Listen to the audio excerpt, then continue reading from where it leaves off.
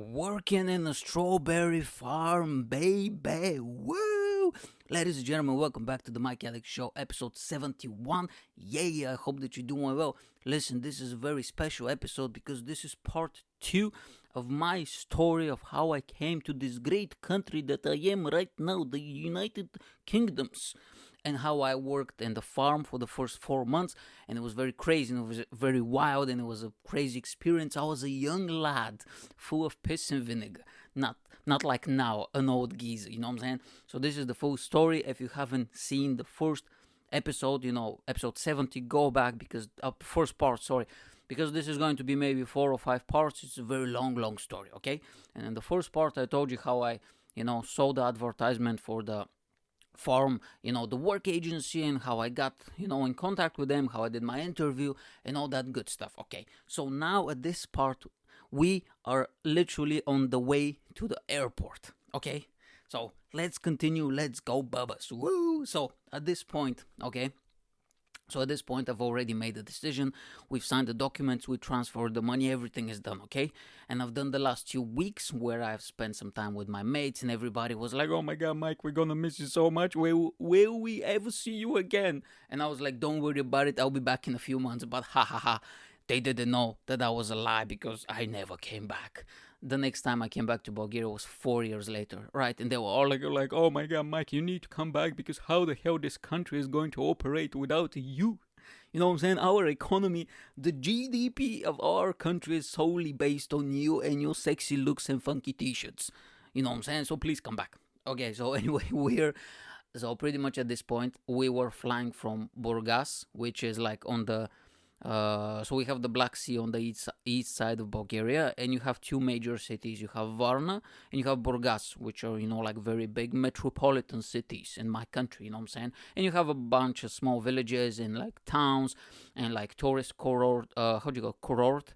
In Bulgaria it's called kurort, I don't know how's it called, resort, sorry, yeah, so tourist resorts. Anyway, we were flying with British Air, which, to be honest with you, was kind of a scam, because then when we saw the breakdown of our tickets, they spent, because, we paid a bunch of money to the agency, and, they're gonna spend booking your tickets and sorting out the travel and everything, and I saw they spent £450 on a one-way ticket, and I was like, what the fuck, from Burgas to, I think it was in Glasgow. No, was it Glasgow or Edinburgh? I'm not sure. We landed in Glasgow, but I think we took a bus to Edinburgh or something like that. I'm not sure.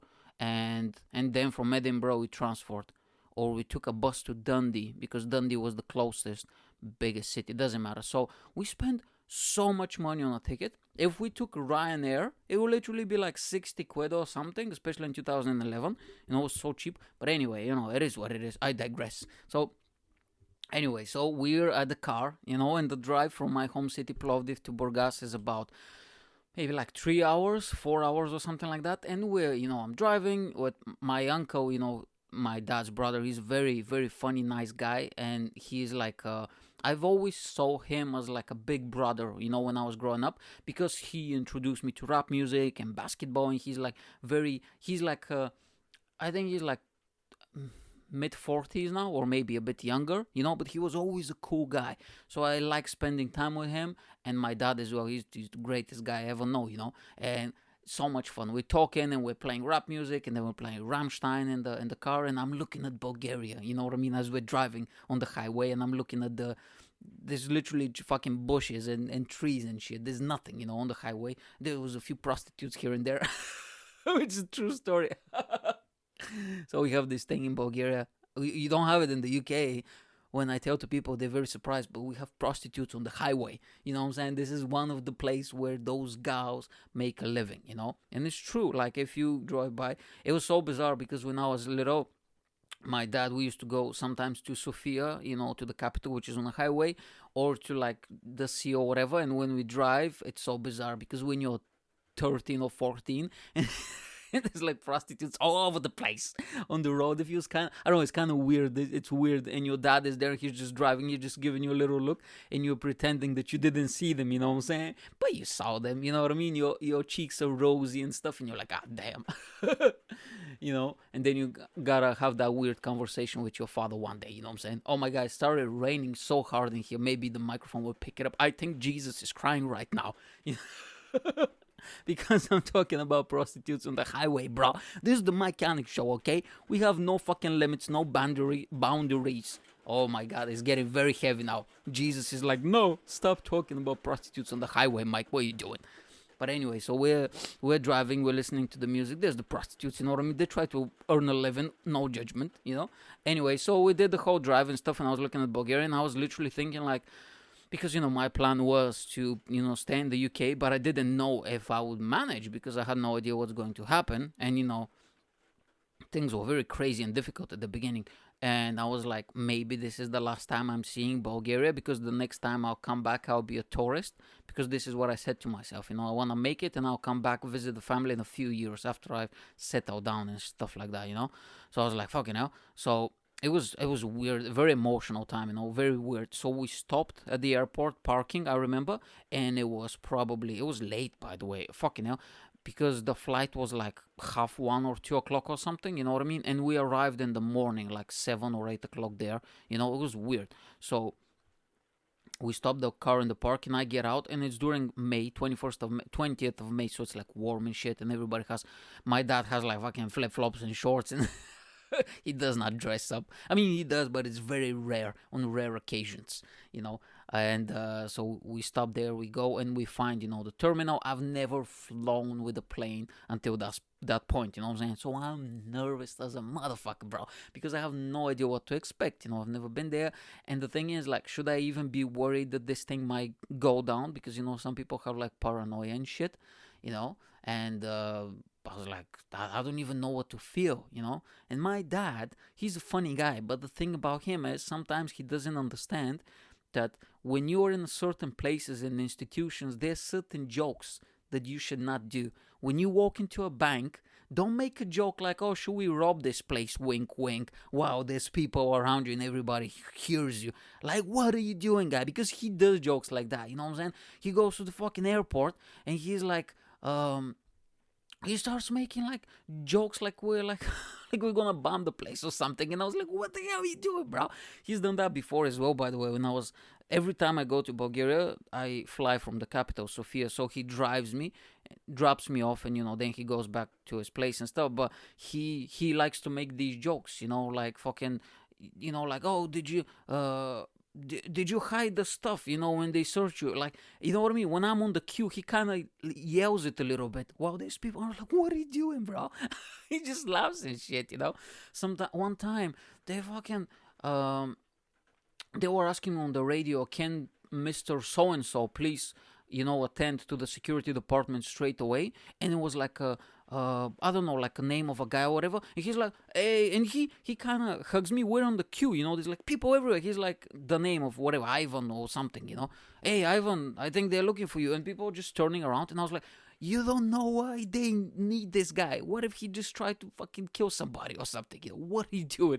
You know what I mean? So I said to my dad, chill out with the jokes, because there's like certain places where you cannot make jokes, and don't make jokes in the cinema and that type of stuff. He doesn't give a fuck, he's a savage.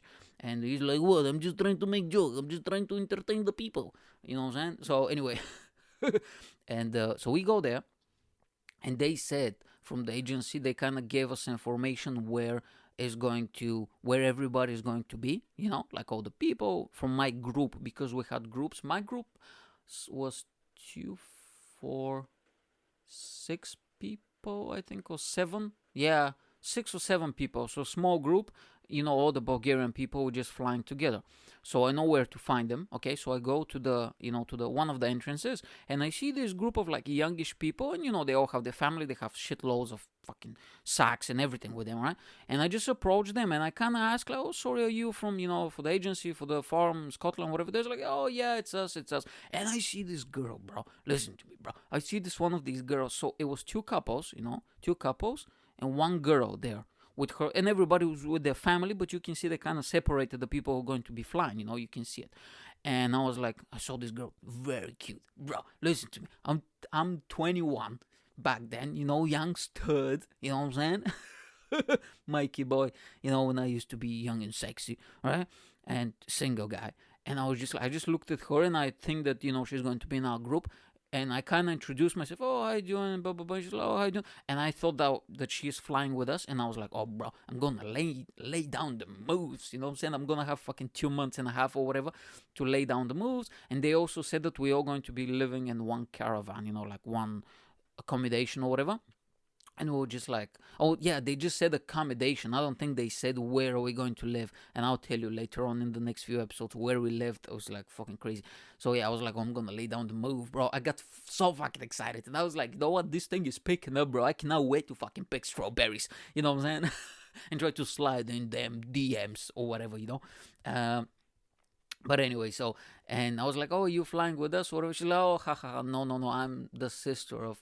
And then she pointed to the guy who is flying with us, and I was like, shit, I kind of got disappointed because she was very good looking, and I was thinking like, I can lay down the moves.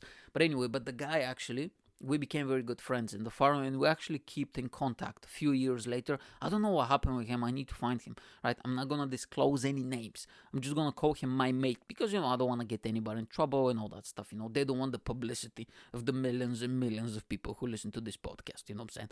And so anyway, so I was like, shit, okay. But then I met the guy and we kind of started vibing, just chatting. He's like a geek. He's like a nerd like me, you know what I'm saying?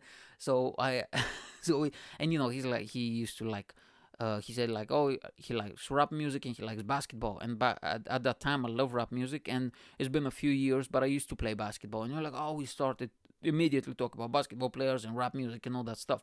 And I was like, all right, that's a cool guy. And then you had two couples. And the thing about me with couples, like, I'm not that much interested because, like, it kind of like you the third wheel, and they have their own dynamics and like jokes, and they have their own language, and you're kind of just there to the side. So I've never been like interested to be like, oh, let me be part of your group. You do your thing, I do my thing. All right. So anyway, so I meet everybody else. Everybody's Bulgarian. Now, I'm going to describe the couples a little bit, but I'm not going to give out too much details because if they hear this one day, I don't want to get in trouble. And there's way too much public information on me out there, so it will be very easy for them to track me down. Anyway, so it was one like a big guy, like fucking hell, dude, like kind of like the Rock, you know what I'm saying, like a massive unit. Or he wasn't that ripped, but a big, like a thick guy. And his girlfriend, she was tall but like skinny, and like most Eastern European women, let's be fucking honest.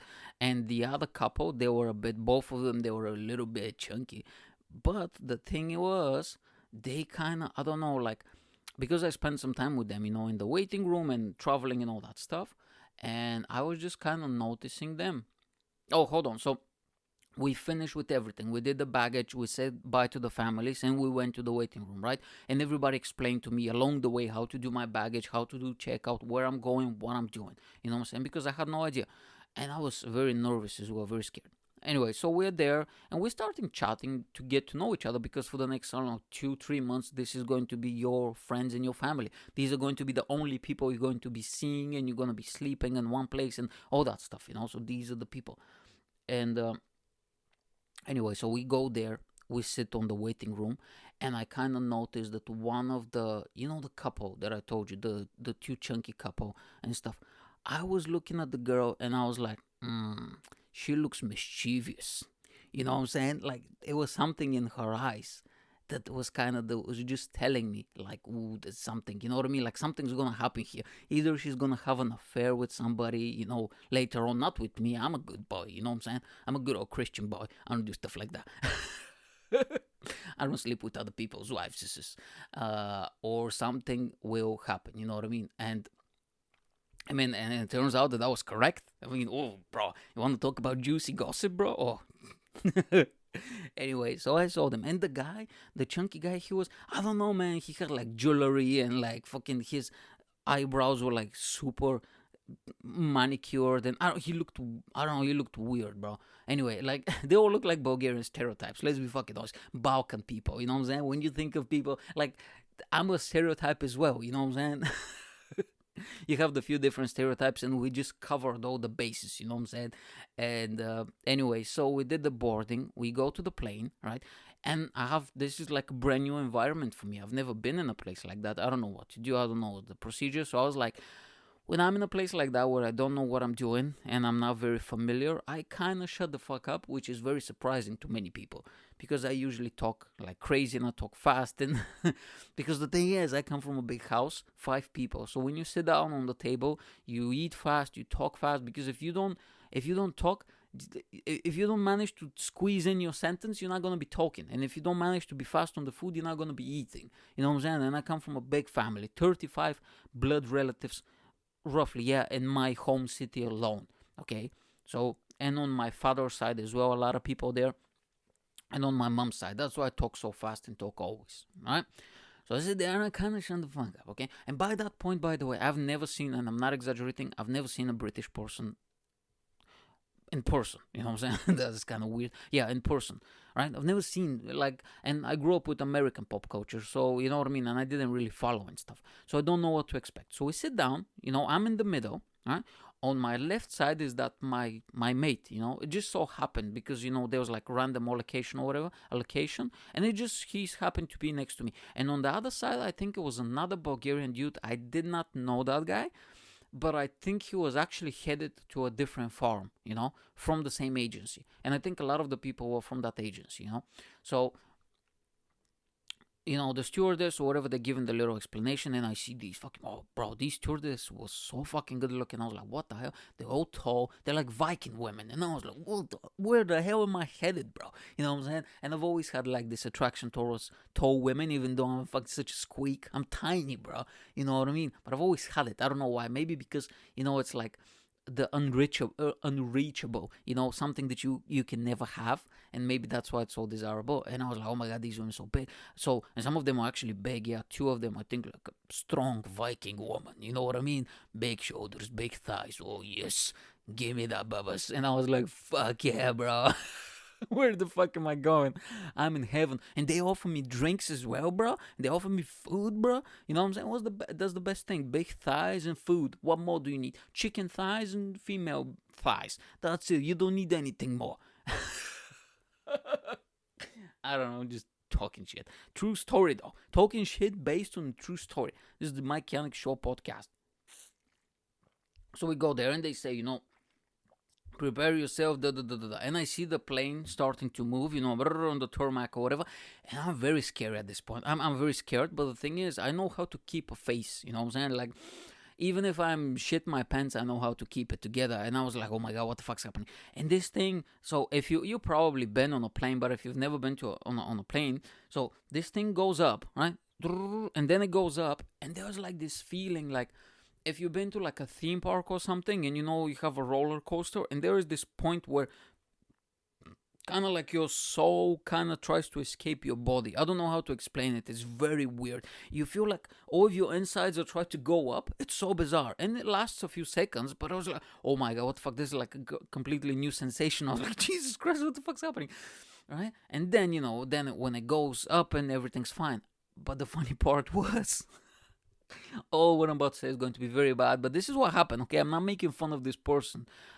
This person next to me had a craziest fear of flying. Okay, I don't know if this was his first time or whatever, but this guy was freaking out legit. You know what I'm saying? My mate, he was kind of afraid. He's never been on a plane as well, but we kind of like looking at each other, you know what I'm saying? We kind of like, okay, we can do this. But this other fucking guy sweating. This guy was freaking out, bro. He was like, oh my god, oh my god. He starts praying to Jesus, you know what I'm saying? Like, he's gonna see the angels in a few minutes. You know what I mean? This guy is out of it. And I think he passed out, like because he was so fucking scared, right? And the stewardess, what she can do? I mean, she just can say, relax, sir, it's gonna be okay. But that's it. She's not gonna give him mouth-to-mouth resuscitation or something, you know what I'm saying? Because if that is the case, I'll be fainting every few minutes, you know what I'm saying? With these fucking beautiful Viking women in the sky. Give me a smooch, Greta, or whatever the fuck your name is. Oh, I love the show.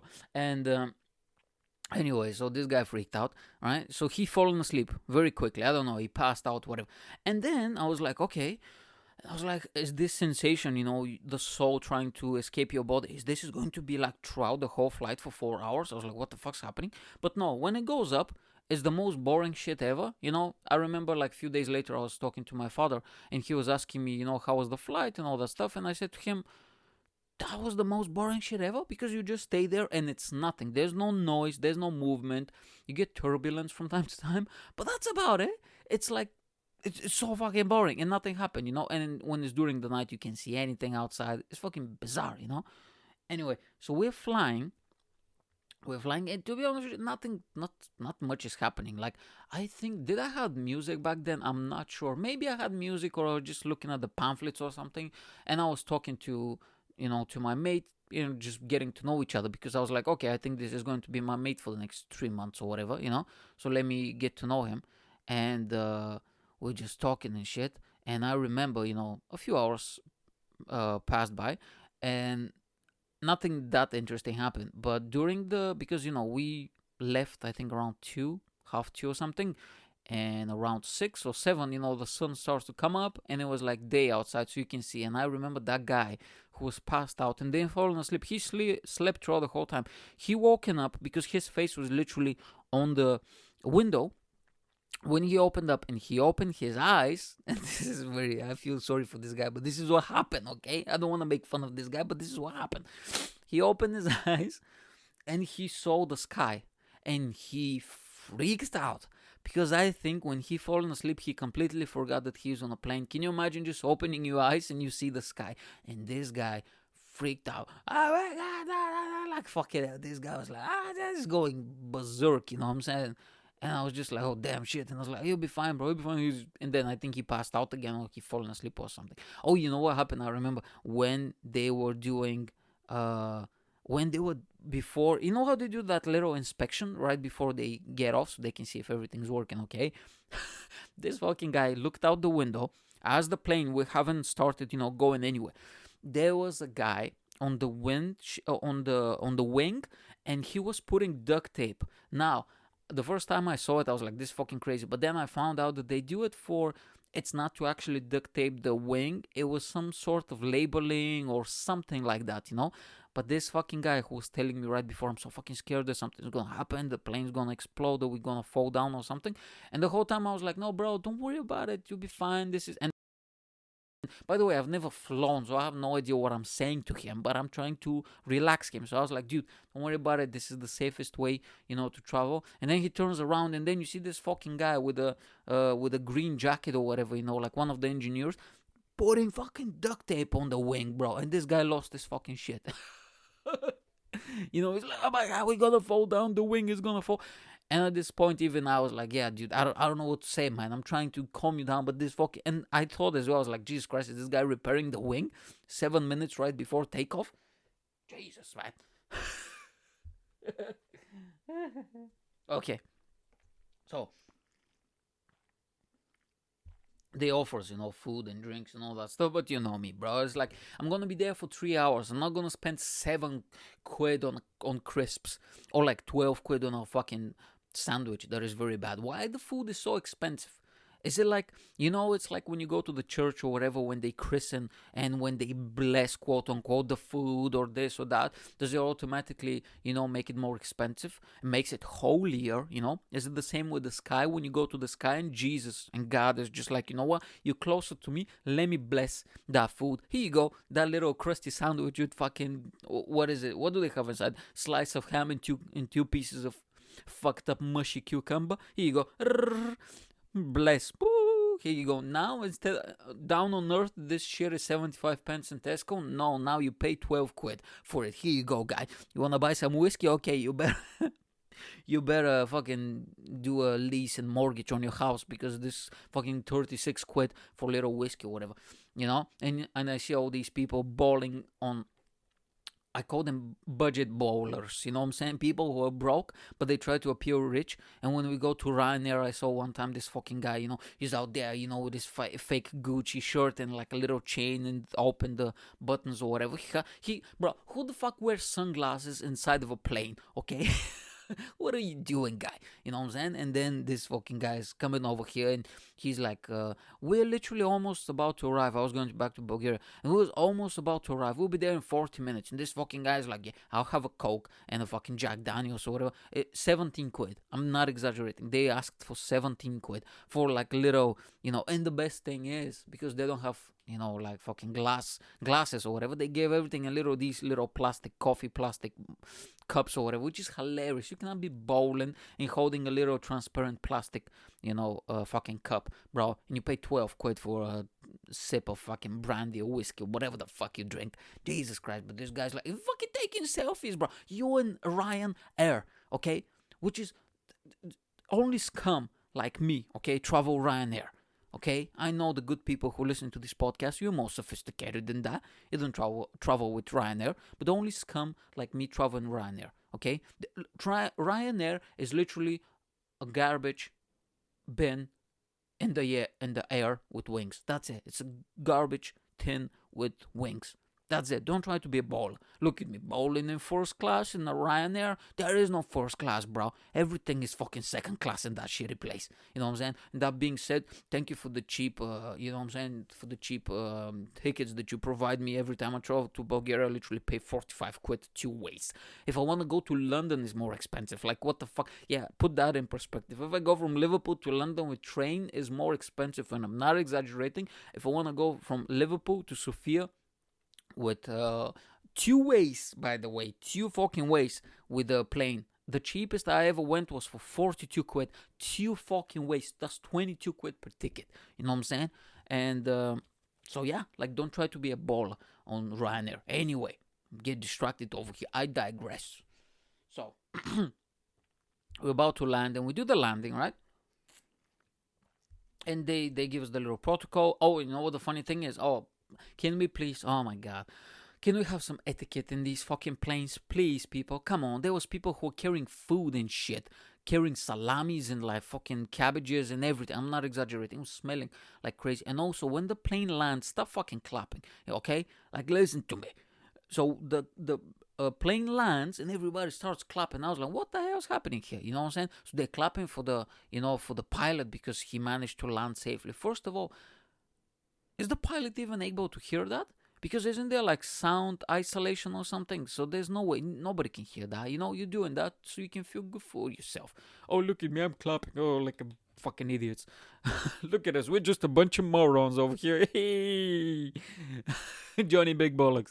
Fucking idiots. Stop clapping, okay? Listen to me. And then when the plane stops, the stewardess says, please don't stand up and get into the little corridor. The plane needs to stop. We need to open the gate. We need to do the little stairs. And then one by one you can do it. People know, bro. People fucking stupid. The plane stops. The first thing these motherfuckers do, they all stand up. Okay? Even the people in the middle and the one next to the window. And when they're standing up, and if they're a little bit taller, they stand up like this. Like their head is to the side and the shoulders. What are you doing, guy? Okay? And they're gonna stand in this position for 12 minutes. Fucking idiots, man. Like, people are so stupid, honestly. Like, the more there's only one good thing about that pandemic for the last fucking 15 months. I didn't have to see almost nobody. You know what I mean? That was such a refreshing thing to do, because people are so fucking stupid, especially if you have people in a mass. If there's like a lot of people in one place, you know that something stupid is gonna happen. Nothing, no inventions were created when there were like 1,000 people gathered. You know what I'm saying? Anyway, so yeah, we get off. Then we go to the border. So let me think now. Oh, let me think about the first time I went to the border. I don't really remember it, to be honest with you.